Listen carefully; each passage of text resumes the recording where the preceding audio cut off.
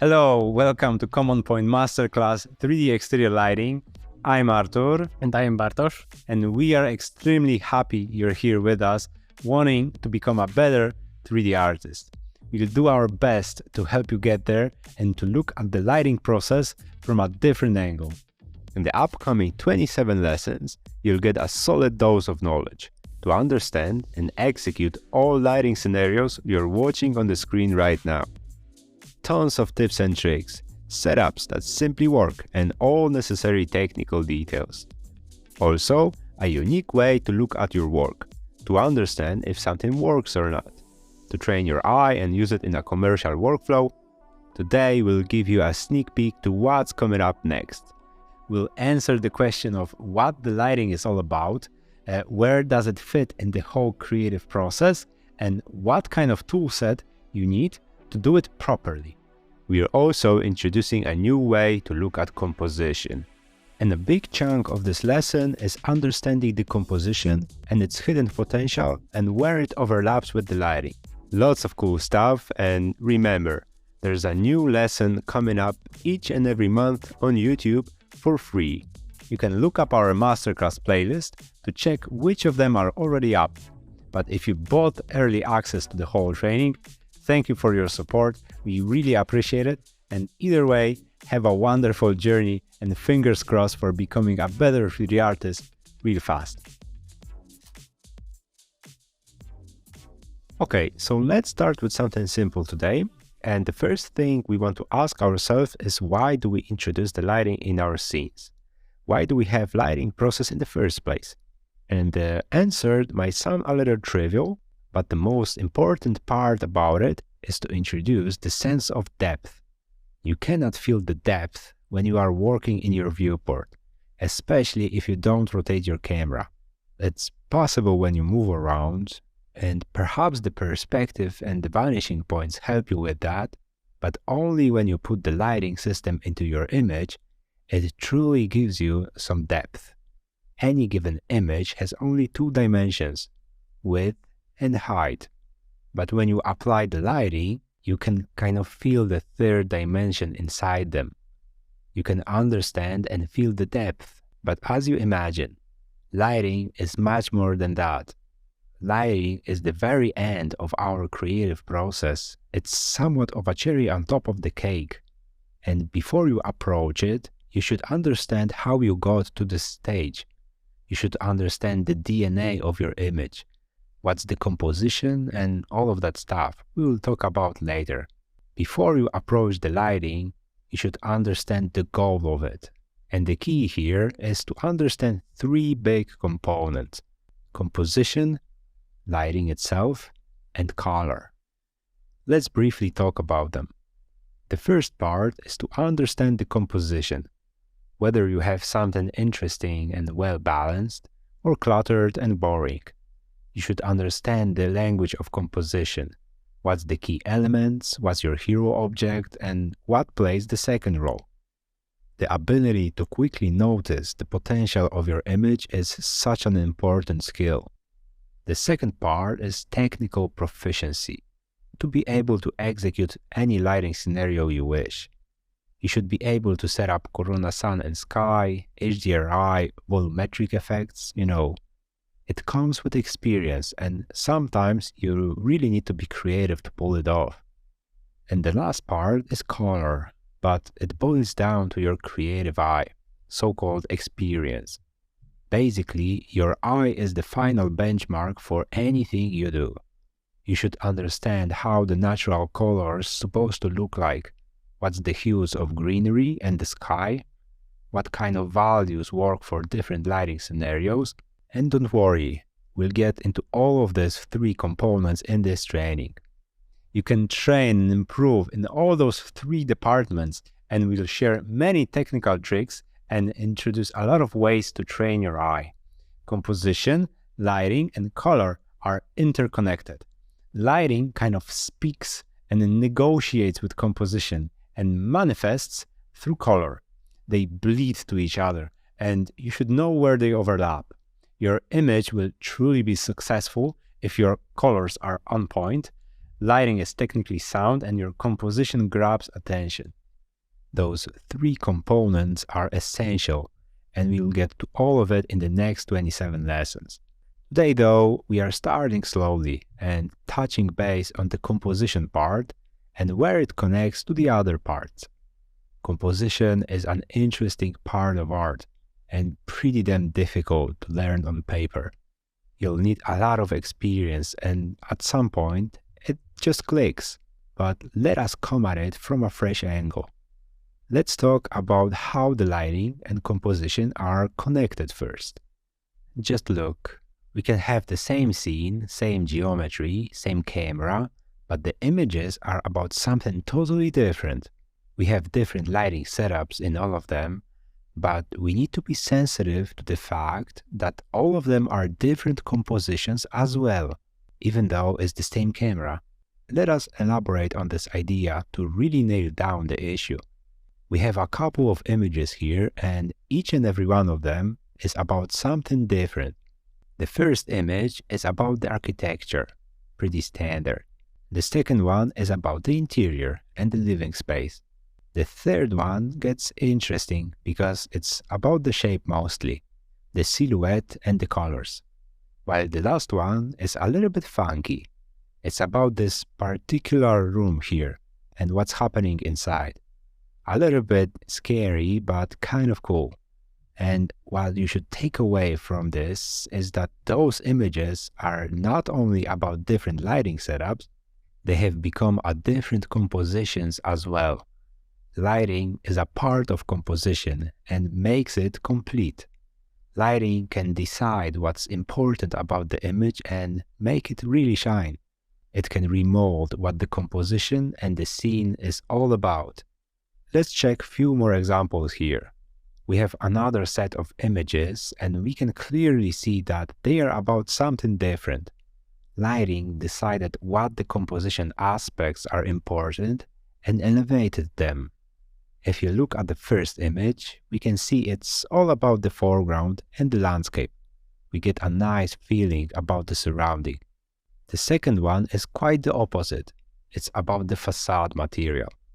We have another set here, and as you can see, the first one is again pretty standard, regular day shot, but the second one is very interesting. Lighting kind of decided to entirely remold the composition. It decided to ignore all the objects in the scene and make an image about the sun going down. It decided to use the negative space and give it some emotional aspect through color. So, we want you to be sensitive to the fact that lighting influences the composition by a lot. Composition and lighting are non-separate parts of the pipeline. They are so much more connected than you might think. And to be honest, you don't need to have such a drastic change in lighting moods to see this effect. Look at this set. We can have the same midday conditions in all four images here. The composition can speak about its potential, but still we can negotiate with it. You know, we clearly understand the composition is about the structure, is the true heart of this image. And the architecture grabs the most attention on the right, where the rest of this image is kind of faded and makes this picture-in-picture effect. However, in the first image is pretty much about everything. The second one has the fallen tree in the spotlight, so it kind of takes away some attention away from the main hero here. But yeah, you can see where we are getting at. Circling back to the composition component. Anything you have in your viewport before the rendering can be changed. It's not the final composition. It takes the sun direction, few shadows, either soft or harsh, to have a different composition. Anything you did in 3D could be presented in one way or another. Lighting kind of sets the stage for your composition. And some of the images work in a day scenario with bold and sharp shadows, and the other ones when you have soft and very elegant shadows. One scene could really pop in sunset and the other one in blue hour. And if you use the same lighting scenarios and same lighting tricks over and over again, you'll stumble upon a composition that just won't work. And you dealt with those situations before in your career, or you definitely will be. You need to experiment with the lighting, listen to composition, and marry them together. The first lesson we want to make and inspire you to do is that if you learn the language of composition, you'll illuminate your scene way better. Sometimes you'll struggle with the lighting and it will be just a composition problem to solve. Soon, I will break down the most important aspect of composition itself, but let us bring this idea home. You need to be sensitive about composition and lighting and how they are tied up together. You can learn new lighting tricks, but they will fail if you don't know when to apply them. Composition is our compass, and it really sets you on a right path to success. So we better start to listen to it and understand to read it. Every time we approach a new scene, we can break down the key elements inside. Forms, geometric core, silhouettes, negative space, depth, many different aspects of it. You know, the image could be about the architecture, side context, materiality, color, clouds, people, so many different ways to show it. And the beautiful part about it, you can pinpoint every single aspect we just mentioned, analyze them one by one, and make a diagnose. Where's the opportunities and where's the pain points? Don't worry, it will make more sense in just a second. We'll try to look at the composition from a different angle now. The way we think is helpful and kind of interesting, because you might have heard about the rule of thirds, golden ratio, golden spire, and whatnot. You know, ways to break down the image into some specific areas and focus on the hidden geometry. And we honestly think they are not the best way to think about composition. And don't get me wrong, they are a good start and it's a tool to investigate and prepare the composition. But not every image can be brought down to the rule of thirds, if you know what I mean. And the way we look at composition is mostly technical and has a slight artistic component to it. The way we view composition is the way we look at the image when we experience it for the very first time.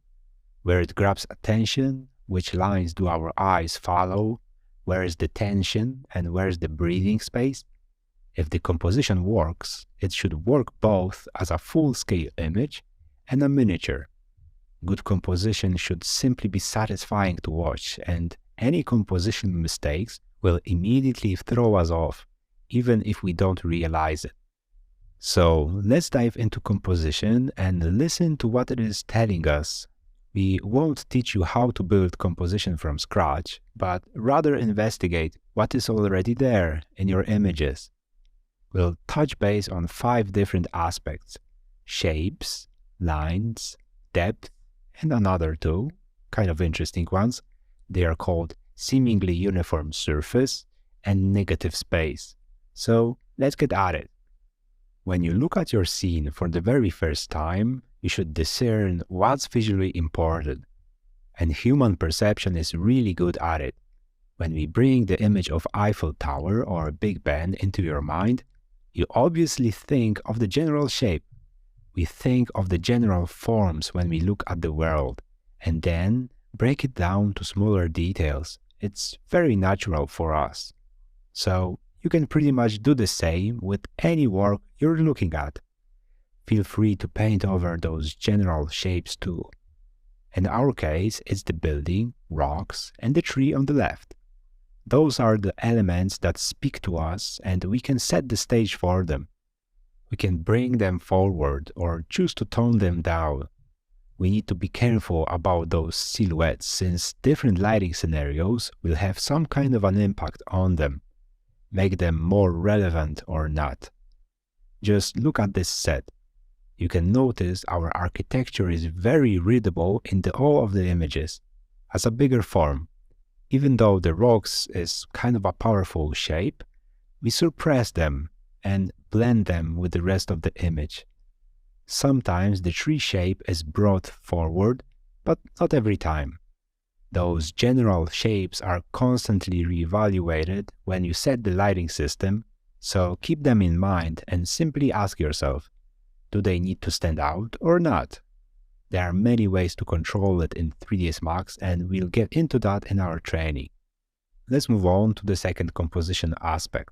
Following the lead of shapes, we can simply paint over the lines. You can start with the general shapes, as we did earlier, and add a few lines here and there, just to understand the geometric core in our image, as you can see. And it's really good test if our image grabs attention at the right point. Just look where those lines lead us. Every possible line drives us to our hero. There are also lines and more details around our hero. You are also welcome to explore the rest of the image, but again, those lines will bring you back to our hero again. It's how the geometric core works, and many 3D artists are not familiar with it. Happens so often, there are some lines driving you away from the main hero, just chaotic. Anyway, break down those lines and decide which of them should and shouldn't be highlighted.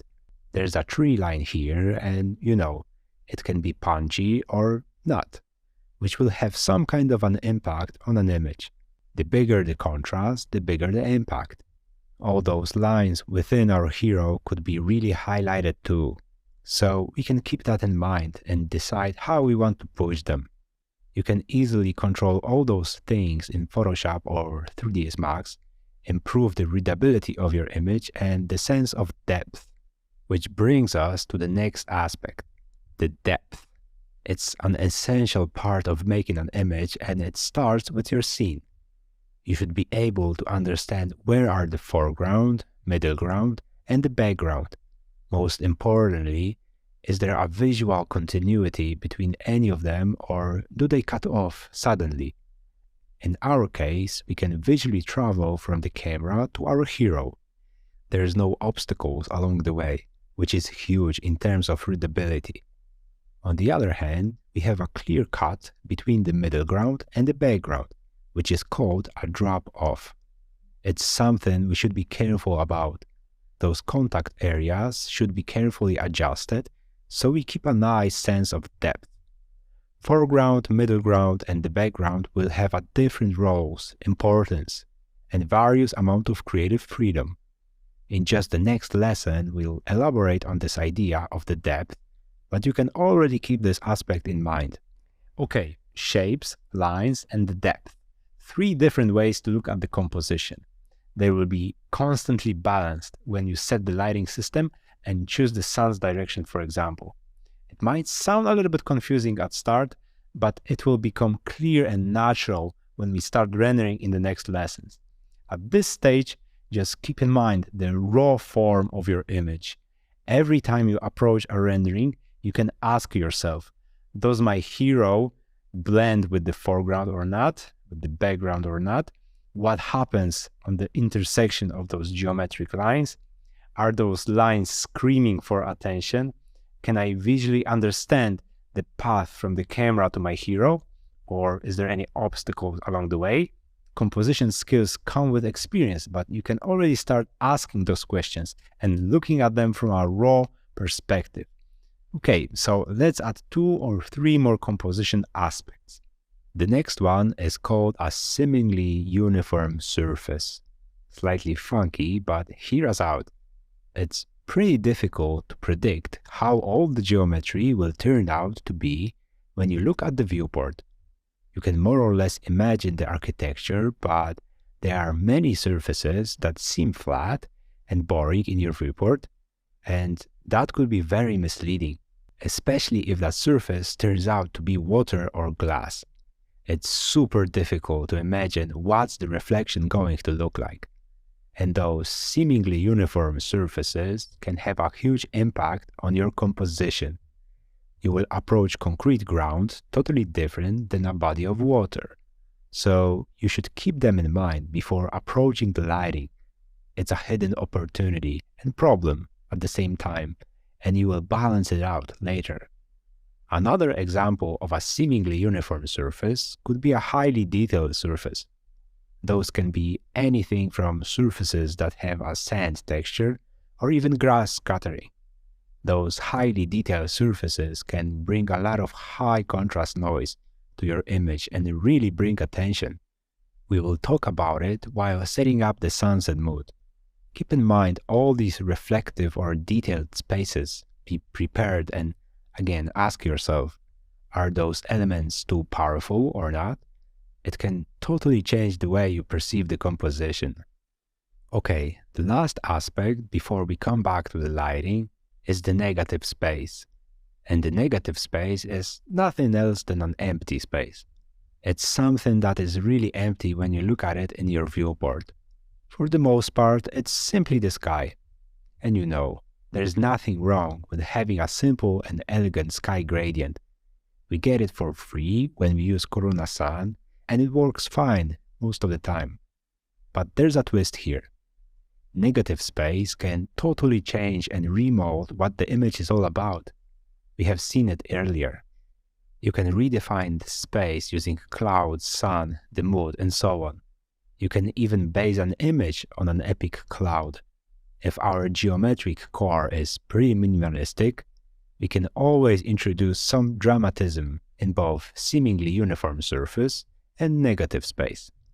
I think we have plenty of ideas about the composition, and it's enough for now. All of this understanding comes natural, and at some point you don't even think about it, just to be on the same page. It's not like we are painting over those shapes, lines, and whatnot in every image possible, but it's rather a tool to break down your images and evaluate its hidden potential. There is no need to mark them up if your images are straightforward, but this kind of breakdown is super helpful when it gets tricky. If you feel there's something off about your image, you can go through those elements step by step and again ask yourself, are those shapes, lines grabbing attention too much? Perhaps the general form blends with the background and the foreground details grab too much attention. You should understand the DNA of your image. All those tiny elements are constantly balanced when you set up the lighting, and as we said, you can have total control over them, which we'll learn in our training. Okay, let's add one more idea here, and it's not a composition aspect per se, but helps you approach the lighting by a lot. And we encourage you to speak to your clients, ask questions, and understand the creative ideas behind any projects you visualize. You can really impress your clients if you ask what they are proud of in terms of their design. You can highlight those elements and score some additional points with your clients. And you never know if that wider context brings your images to a place you have never imagined before. So let's quickly give you a basic idea behind our project. And the idea behind the project is a little bit silly, but it works. It is a design that works mostly along with the camera position, so it's lacking a lot of substance inside. There is an appearance of functionality, and that's just enough. What's important is that we have two massive blocks that are placed on top of each other, at two perpendicular volumes. One of them on the ground floor and represents the living space for the most part. We have, the kitchen, the dining room here, and everything is open and surrounded with the glass panels. The second block, being the bedroom, is totally hidden, covered with stone walls, to the contrast of the former. You can also notice the windows here are not the usual ones, but rather gaps that resemble almost a cave, but still works nicely with the whole structure in general. Another aspect is the chimney here, which is smaller but stands out from the ground level, and it's something we can highlight later on. And last thing is the terrace, which is pretty huge on the layout, and we can feature this space somehow, even though our camera doesn't show its full extent. So we can have different ways to showcase our design here, either by showing the general shape and small geometric moments, or going a little bit deeper and explaining how people are experiencing it. We can highlight the pool area, terrace area, sleeping space, anything really, as long as it makes sense. Okay, so circling back to the composition and the lighting idea, every time you approach the lighting, you should think of the composition DNA and ask yourself, what's the topic here? It might sound trivial, but it's really not. Sometimes we just want to produce a nice image, but it doesn't mean it's a successful one, especially if we speak about commercial success.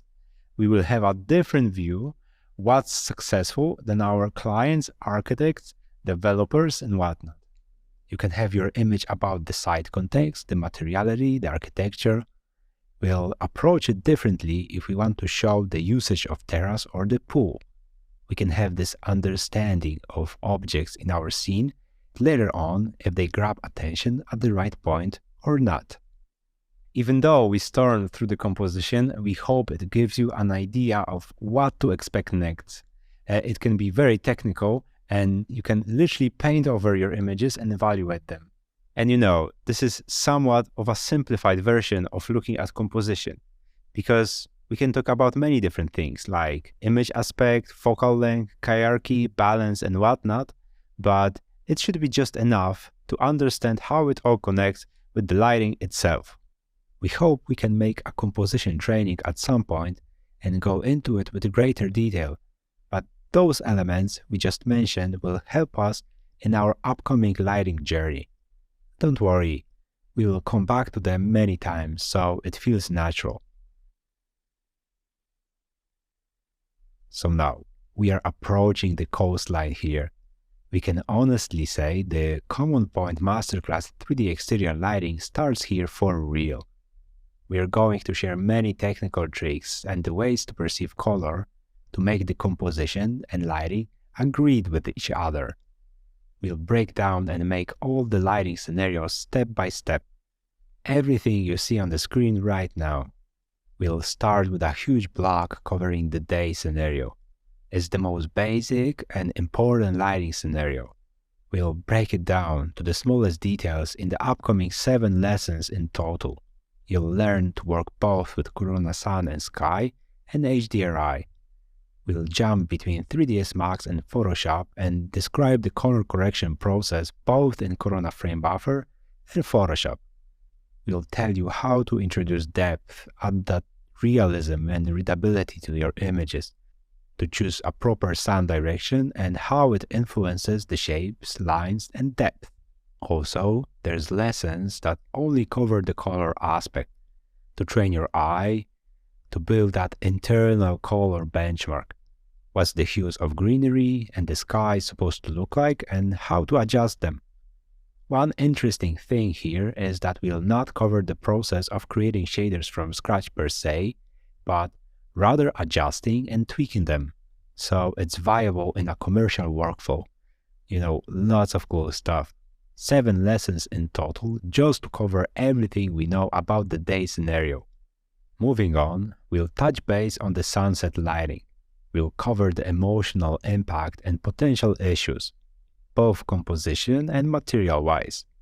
We'll change the way we approach it and what we consider to be a success. We need to be very careful with this scenario in terms of color.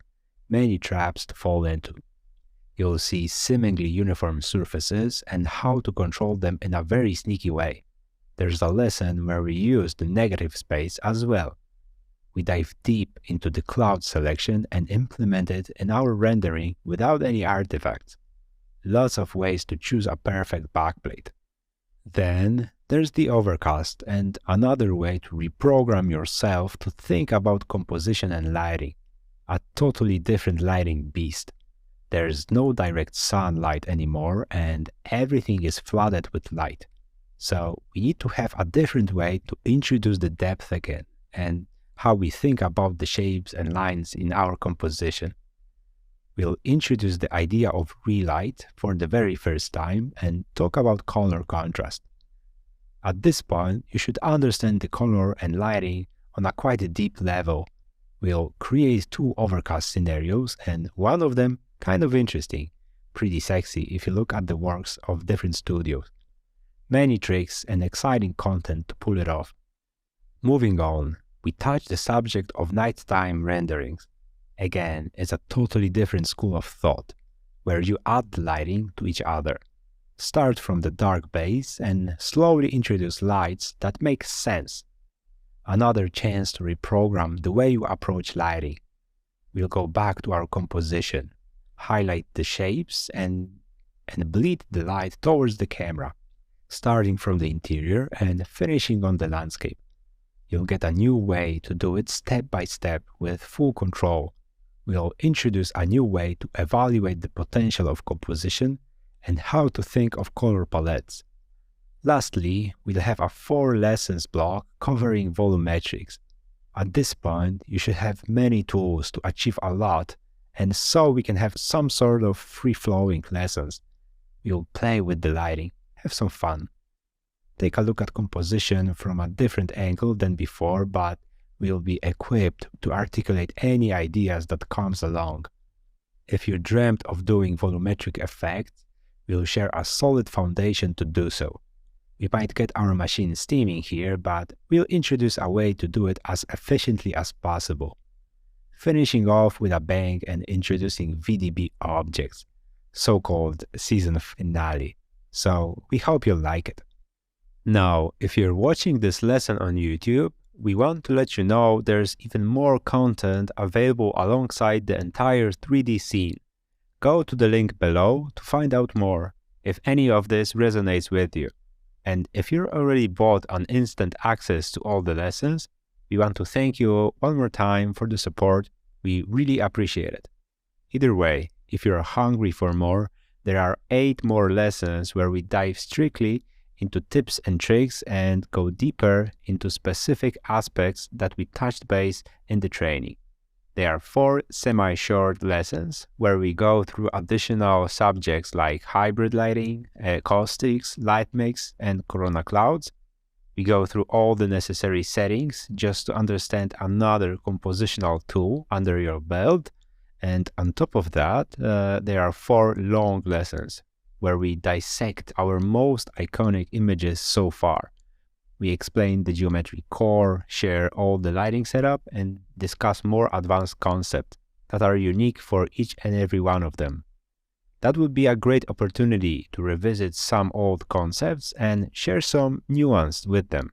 We jump into more advanced volumetric scenarios and show you an alternative way of building depth with it. And as a cherry on top of it, there's VDB and corona clouds on a brand new master grade level. All of this ahead of us and much more.